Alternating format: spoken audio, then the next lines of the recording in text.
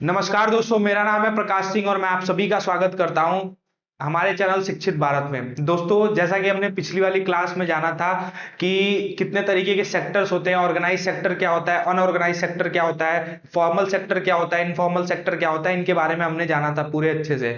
और मैंने आपको पूरा बेसिक से बताया था कि कैसे कैसे करके हम इसको पहचान सकते हैं और जान सकते हैं, ठीक है। और हमने उसी क्लास में माइक्रो और मैक्रो इकोनॉमिक मतलब पहले चैप्टर का पूरा क्वेश्चन किया था। प्रीवियस ईयर जितना भी क्वेश्चन बन सकता था उस चैप्टर से रिलेटेड वो हमने वहां पे किया था, ठीक है। आज हम जानेंगे क्या, आज हम जानेंगे, पहले तो मैंने आपको उस पिछले वाले क्लास में क्वेश्चन जो पूछा था उसका सोल्यूशन जानेंगे कि क्या उसका सोल्यूशन होगा। आशा करता हूं कि आप लोगों ने देखा होगा और अपने से करने का ट्राई किया होगा आपने, ठीक है। तो आज हम लोग क्या जानेंगे उसके बारे में हम लोग जान लेते हैं, ठीक है। हम लोग जानेंगे मतलब आज पार्ट वन है नेशनल अकाउंटिंग नेशनल इनकम का, पार्ट वन का लेक्चर है आज, ठीक है। Part two, part three, part four ऐसे करके कई सारे लेक्चर आएंगे जिसमें आपका सारा कुछ क्लियर हो जाएगा कि जीडीपी क्या होती है, एनपी क्या होती है, वो सारी चीजें क्लियर हो जाएंगी, ठीक है। तो हम लोग आज स्टार्ट करते हैं। नेशनल अकाउंटिंग में नेशनल इनकम जो है वो पूरा बेसिक से जानेंगे कि क्या है, और मैं आपको पूरा बेसिक से बताऊंगा एकदम, मतलब आपको अगर कुछ आता भी नहीं है ना तब भी आपको बहुत अच्छे से समझ में आ जाएगा। तो चलिए फिर स्टार्ट करते हैं और क्लास में बने रहिएगा, ठीक है। और अपना कंसंट्रेशन एकदम हाई रखिएगा, ठीक है। चलिए फिर जानते हैं। पहले देखिए, मैंने पिछले वाले क्लास में क्वेश्चन क्या पूछा था आपसे कि organise sector can have people from both formal and informal sector. मतलब क्या है कि ऑर्गेनाइज सेक्टर में क्या फॉर्मल और इनफॉर्मल दोनों तरीके के लोग होते हैं, ठीक है। वो हमने आपसे क्लास में यहाँ पे पूछा था। तो ये जो स्टेटमेंट दे रखा है ये ट्रू है या फॉल्स है, एक बार आप फिर से करने का कोशिश करिएगा। ये स्टेटमेंट क्या है, ये ट्रू है। अब आप बोलोगे कैसे ट्रू है, उसके बारे में हम लोग जानते हैं। जैसे मान लो मैंने आपको बताया था ऑर्गेनाइज सेक्टर क्या होता है, ठीक है। तो देखिए, मान लीजिए कोई कंपनी ए है, ठीक है। कोई कंपनी ये है, ठीक है। इसमें क्या होता है, कुछ जो एम्प्लॉय होते हैं वो सैलरीड एम्प्लॉय होते हैं, ठीक है।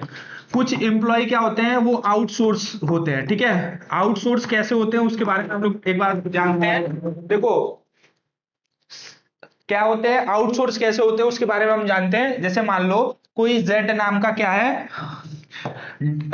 डिलीवरी का कोई कंपनी है, ठीक है। मान लो डिलीवरी फूड डिलीवर करता है जेड नाम का कंपनी, कोई कंपनी है, ठीक है। इसमें क्या होता है, कुछ जो बंदे होते हैं वो तो सैलरीड होते हैं, ठीक है। कुछ सैलरी पे काम करते हैं जो ऑफिस में काम कर रहे हैं, लेकिन जो क्या करते हैं, जो डिलीवरी देते हैं इधर उधर जाके, वो क्या होते हैं, वो आउटसोर्स एम्प्लॉयज होते हैं, ठीक है।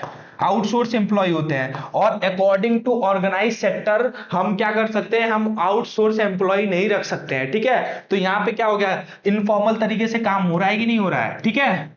तो ये कैसे हो गया, ये स्टेटमेंट इसीलिए क्या हो गया, ट्रू हो गया, ठीक है। तो इतना समझ में आ गया। फिर चलिए दूसरे क्वेश्चन की तरफ चलते हैं। देखो दूसरा क्वेश्चन क्या है कि अनऑर्गेनाइज जो सेक्टर है उसमें भी क्या लोग जो होते हैं वो फॉर्मल और इनफॉर्मल दोनों तरीके के लोग होते हैं।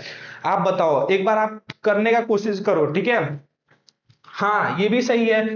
जैसे अनऑर्गेनाइज सेक्टर है उसमें भी कुछ क्या होते हैं, बंदे सैलरीड होते हैं, कुछ आउटसोर्सिंग पे होते हैं। तो मतलब हर जगह ये चलता है, फॉर्मल इनफॉर्मल दोनों लोग काम करते हो। देखो टेक्निकली हम कैसे जान सकते हैं कि कोई भी कंपनी फॉर्मल या इनफॉर्मल या ऑर्गेनाइज या अनऑर्गेनाइज कैसे है। मैंने आपको बताया था कि देखिए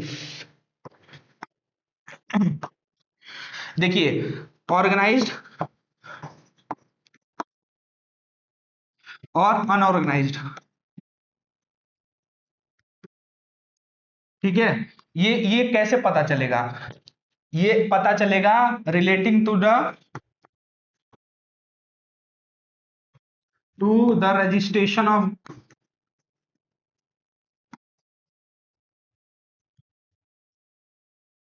विथ गवर्नमेंट। वो गवर्नमेंट से रजिस्टर्ड है या नहीं है, प्लस साइज ऑफ कंपनी, मतलब उस कंपनी में कितने लोग काम करते हैं, ठीक है।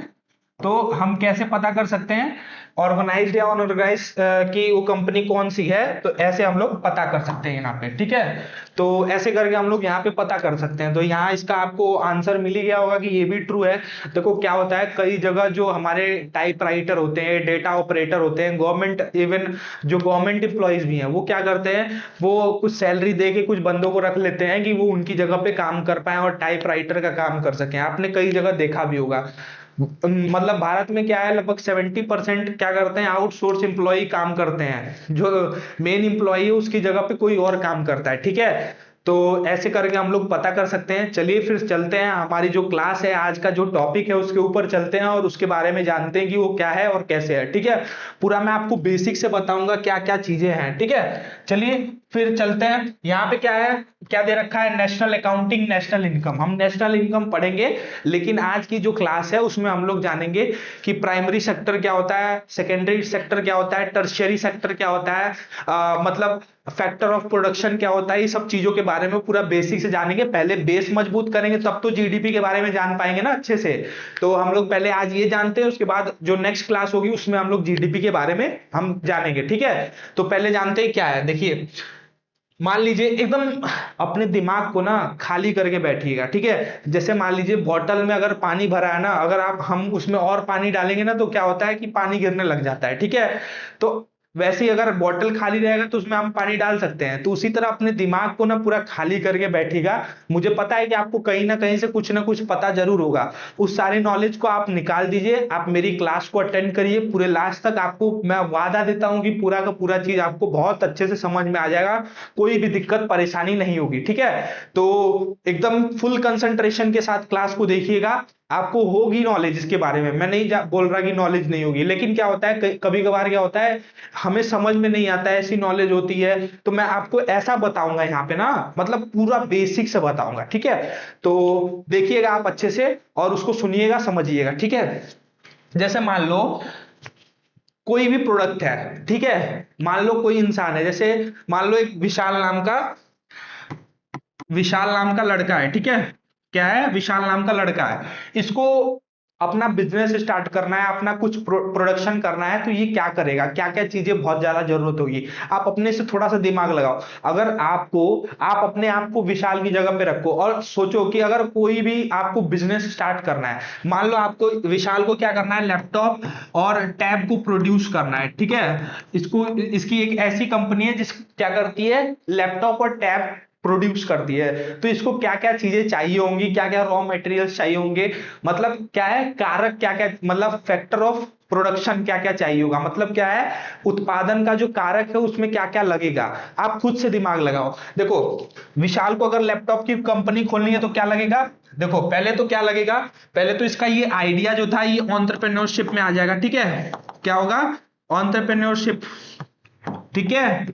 फिर उसके बाद क्या होगा, विशाल कंपनी खोलेगा, कहां पे खोलेगा, किसी लैंड पे खोलेगा, ठीक है, या बिल्डिंग में, ठीक है। क्या होगा, या तो वो क्या करेगा, या तो कोई बिल्डिंग रेंट पे लेगा, या तो अपना खुद का स्क्रैच से पूरा बनवाएगा, लैंड लेगा, ठीक है। फिर उसके बाद ये हो गया, ये हो गया, और क्या चाहिए होगी, अपने दिमाग से सोचिए और क्या चाहिए होगी। अब कोई कंपनी खोला है तो उसमें भाई, उसमें पैसा भी तो चाहिए। बिना पैसे के तो ये खोल नहीं पाएगा। तो विशाल क्या करेगा, कहीं ना कहीं से लोन लेगा, या कैपिटल मतलब वो लेगा, या तो बैंक से लेगा, या तो कहीं ना कहीं से वो मतलब इसका क्या करेगा, कहीं ना कहीं से लाएगा। तो यहाँ क्या होगा, कैपिटल चाहिए, ठीक है। और क्या चाहिए, और अपने से दिमाग लगाओ, आप खुद बताओ क्या चाहिए और क्या चाहिए। अब भाई विशाल इतनी बड़ी कंपनी जब खोल रहा है तो उसको लेबर भी तो चाहिए, लेबर भी तो चाहिए होगा ना।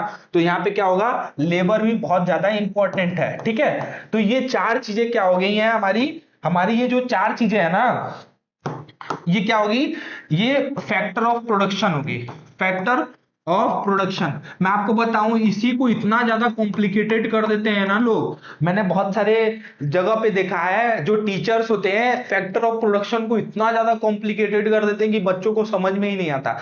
बस यही है फैक्टर ऑफ प्रोडक्शन, मतलब क्या है, कारक जो है, उत्पादन का जो कारक है वो यही है बस, ठीक है। ये चार चीजें हैं बस, और कुछ नहीं है। आपको इवन आपके प्रीलिम्स में क्वेश्चन आता है, आपके कहीं पे भी क्वेश्चन आता है ना, तो बहुत सारे बच्चे कंफ्यूज हो जाते हैं। थोड़ा सा स्टेटमेंट वाला क्वेश्चन आता है तो बच्चे कंफ्यूज हो जाते हैं, लेकिन कुछ है नहीं, देखो यही है, ठीक है। देखो अब भाई विशाल ने क्या किया है, एंटरप्रेन्योरशिप, वो अपना आइडिया निकाला है, तो कुछ न सोच के ही एंटरप्रेन्योरशिप या आइडिया वो आया होगा ना उसके मन में। तो इसके अगेंस्ट में क्या हो जाएगा, प्रॉफिट चाहिए होगा ना उसको। बिना प्रॉफिट के तो वो नहीं रहेगा ना, यहाँ पे प्रॉफिट चाहिए होगा। अब जैसे मान लो लैंड या बिल्डिंग लिया होगा उसने, तो ये तो रेंट पे ही लिया होगा, ये रेंट पे लिया होगा, ठीक है।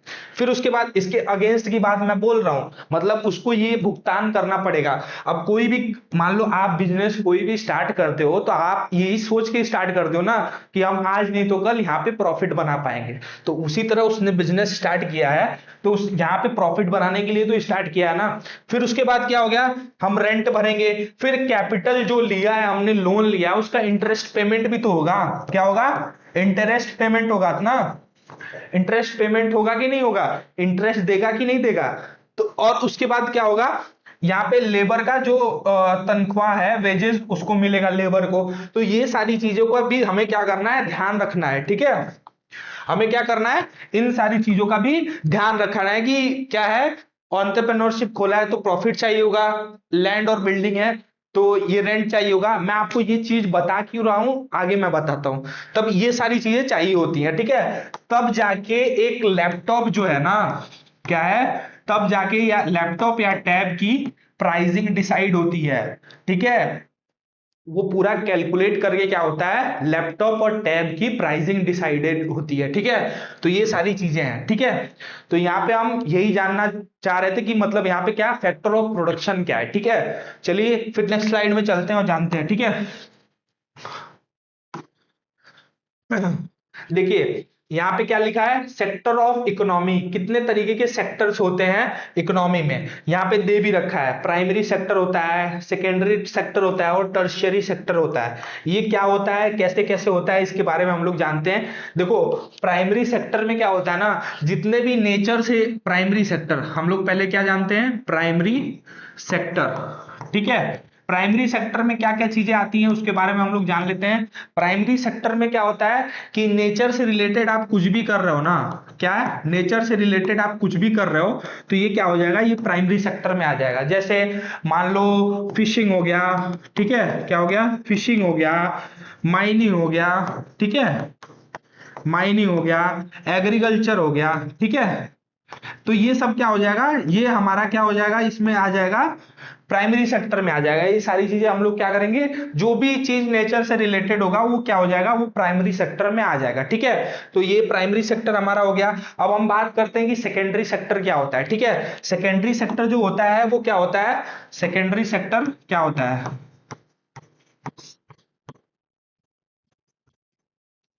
सेकेंडरी सेक्टर क्या होता है, सेकेंडरी सेक्टर में क्या होता है, कोई भी प्रोडक्ट बनता है ना तो उसका मैन्युफैक्चरिंग होता है, उसका प्रोडक्शन होता है। तो सेकेंडरी सेक्टर में वही सारी चीजें आ जाती हैं, क्या हो जाता है, मैन्युफैक्चरिंग, ठीक है, मैन्युफैक्चरिंग, ठीक है, मैन्युफैक्चरिंग। कोई भी चीज अगर बनती है उसका मतलब प्रोडक्शन होता है तो वो किसमें आ जाएगा, वो हमारा सेकेंडरी सेक्टर में आ जाएगा, ठीक है। तो ये था, ठीक है। अब हम जानते हैं किसके बारे में, टर्शियरी सेक्टर के बारे में, कि टर्शियरी सेक्टर क्या होता है, ठीक है। टर्शियरी सेक्टर,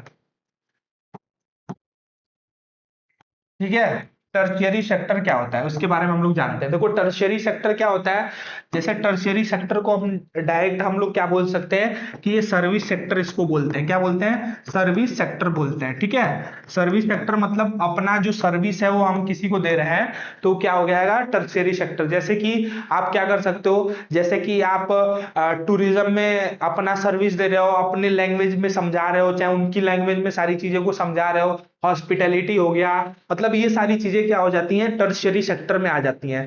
तो यही यही सारी चीजें था और यही मैं आपको यहाँ पे बताने वाला था। इतनी छोटी सी क्लास थी और मैं ज्यादा बड़ी क्लास रखूंगा तो इंटरेस्ट भी नहीं आएगा आपका और आपको अच्छे से समझ में भी नहीं आएगा, इसीलिए हमने कई सारे पार्ट्स में इसको डिवाइड कर रखा है, ठीक है। तो आप क्या करो, इसको देखो अच्छे से और हम जो नेक्स्ट क्लास होगी उसमें हम लोग जीडीपी के बारे में जानेंगे। और चलिए फिर ठीक है आपको, और मैं आपको बोलना चाहता हूं कि अगर आपको ये क्लास अच्छी लगी हो तो हमारे चैनल को लाइक, सब्सक्राइब एंड शेयर करें। Thank you so much.